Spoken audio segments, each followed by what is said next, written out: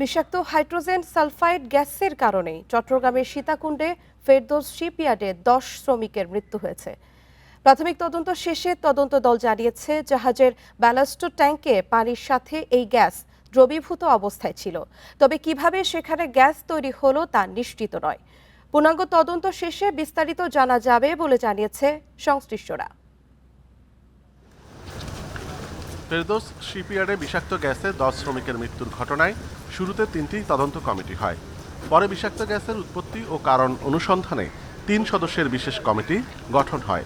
প্রাথমিক তদন্তে ব্যালাস্ট ট্যাঙ্কের পানিতে দ্রবীভূত হাইড্রোজেন সালফাইড গ্যাসের উপস্থিতি নিশ্চিত হয়েছে তারা।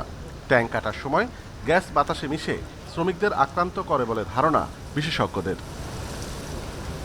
দুর্ঘটনার কয়েক ঘন্টা পর চালানো পরীক্ষায় বাতাসে গ্যাসের মাত্রা ছিল 10.8 ppm।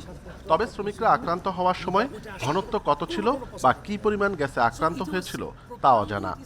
গ্যাসের উপরে যাদের এক্সপার্টিজ আছে তাদেরকে নিয়ে আবার এটা 3 সদস্যের তদন্ত কমিটি গঠন করা হয়েছে। কেন এই গ্যাসটা এখানে রয়ে গেল, কেন এই গ্যাসটাকে আগেই রিলিফ করা হয়নি, সেই মতামত পাওয়ার পর আমরা পুরোপুরিভাবে বলতে পারবো যে কেন এখানে সেদিন এই দুর্ঘটনাটা, গ্যাসটা কিভাবে এসেছে। ইয়ার্ড সংশ্লিষ্টরা বলছেন, জাহাজের পানি ভর্তি ব্যালাস্ট ট্যাঙ্কে এই ধরনের গ্যাসের উপস্থিতি অস্বাভাবিক, যদিও জাহাজটির আরও 2টি ব্যালাস্ট ট্যাঙ্ক আগেই কাটা হয়েছে।